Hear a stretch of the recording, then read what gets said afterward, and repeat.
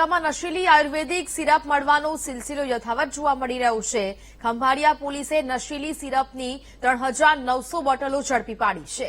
બારથર ગામની પાનની દુકાનમાંથી 5.81 લાખનો જથ્થો ઝડપાયો છે। કાના પર્વત કેસરિયા દુકાનની આડમાં નશીલી સિરપનો કારોબાર ચલાવી રહ્યો હતો। સિરપ આયુર્વેદિક હેલ્થકેર વડોદરા ભાવનગર મિત્તલ ફાર્માસિસ્ટની હોવાનું સામે આવ્યું છે। પોલીસે કંપનીના માલિકો નીતિન કોટવાણી અને લગદીરસિંહ જાડેજા વિરુદ્ધ ગુનો દાખલ કર્યો છે। બીજા પ્રકારે હાલ તો આ સમગ્ર મામલો સામે આવ્યો। દ્વારકામાં નશીલી આયુર્વેદિક સિરપ મળવાનો સિલસિલો યથાવત જોવા મળી રહ્યો છે। ખંભાળિયા પોલીસે નશીલી સિરપની 3900 જેટલી બોટલો ઝડપી પાડી છે। બારથર ગામની પાનની દુકાનમાંથી 5,81,000નો જથ્થો જપ્ત કરવામાં આવ્યો છે।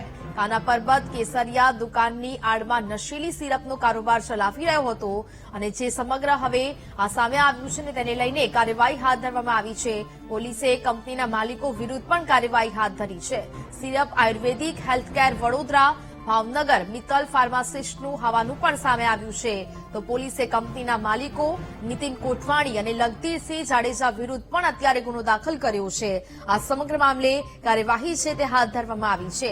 નશીલી સિરપનું જે વેચાણ છે તે થઈ રહ્યું છે અને તેને જ લઈને હવે પોલીસ પણ એક્શનમાં આવી છે। સંવાદદાતા કુશલ ફોનલાઈન પર જોડાયા છે। કુશલ, દ્વારકામાં ફરી એકવાર નશીલી આયુર્વેદિક સિરપ મળી રહી છે, શું મામલો?